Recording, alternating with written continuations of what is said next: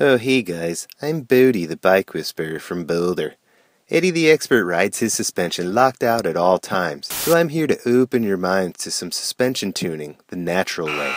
Besides having air in your tires, there's nothing more crucial to enjoying your time on the bike than proper suspension setup. The first step is to determine sag, the distance your bike settles into its travel when weighted. Verify that your fork and shock have travel indicators, or O-rings around a fork stanchion and shock shaft. If there are none, install a zip tie yourself, but not too tightly. Finding spring rate and setting sag is more about harmony on the trail than close-minded pressures or measurements. If you're going to be riding smooth single track that flows like a widespread panic B-side, you want your ride to be extra cushion, okay? So let out enough air so the shock is half-baked. I mean half-squished. Let's start with the shock. Place the bike next to a wall or have a friend hold the bike while you climb aboard. Wear what you would wear on a ride, including filled hydration pack, armor, and such. Stand on your pedals in the attack position, centering your weight over the bike.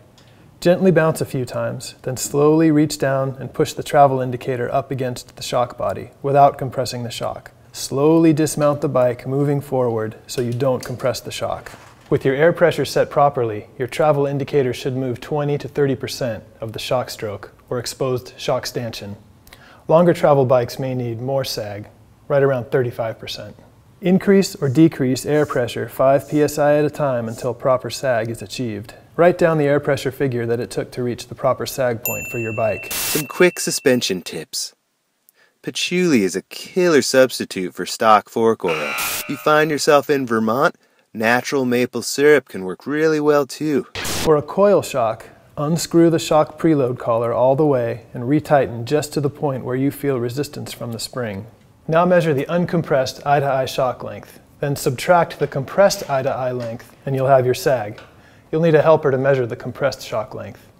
Divide the difference between the uncompressed eye-to-eye shock length and the compressed eye-to-eye shock length by the eye-to-eye uncompressed shock length. Multiply your answer by 100 and you will have your sag percentage. If you're not getting enough sag, you'll need a lighter spring. If you have too much sag, tighten the coil spring preload collar and repeat. Keep going until you have optimal sag for your bike. If you need more than 2 to 3 full turns, depending on the shock's manufacturer, to achieve optimal sag, you'll have to get a stiffer spring.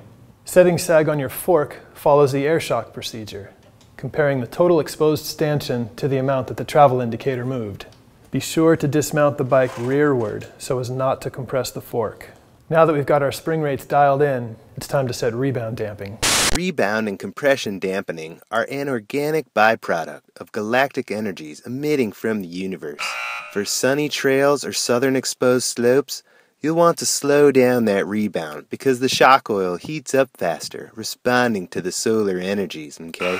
On shaded or northern slope trails, speed up that rebound to overcome and relax the cold oil in the shock and fork.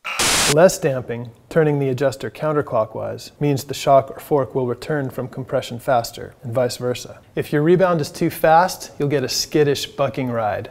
If it's too slow, your suspension won't be ready for the next hit, giving a harsh ride. The easiest way to get in the ballpark is to use the top-out test, which can be performed on the shock and the fork. Turn your rebound adjust knob so it is fully open. Now compress the shock as much as possible by pushing down on the saddle and quickly let go. If the shock extends too quickly, coming to an abrupt stop at the top of its travel, you'll need to increase damping, tighten the adjuster, to slow it down. You may also be able to feel or hear the shock top out. Repeat the process until the shock no longer springs back harshly. Write down how many clicks you tightened the adjuster.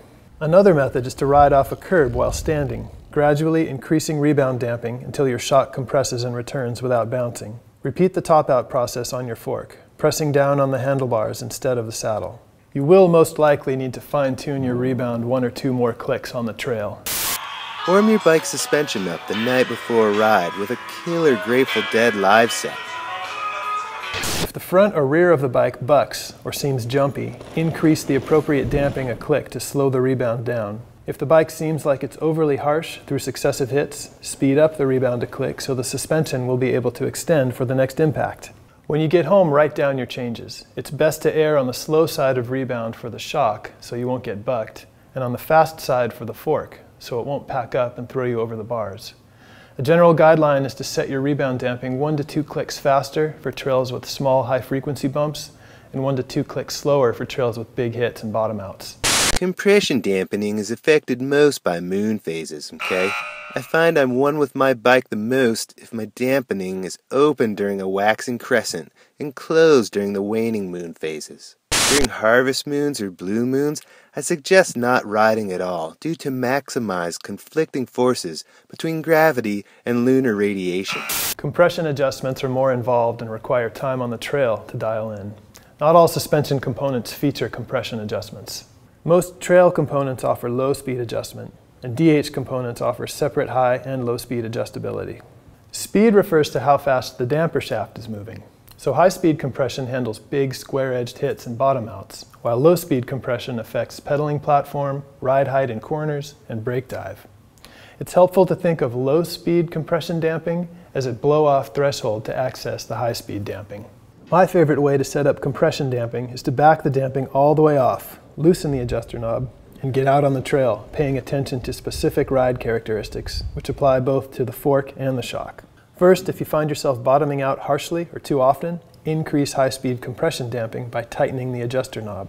Adding volume reducers to your fork and/or shock's air chamber is another option to deal with this problem.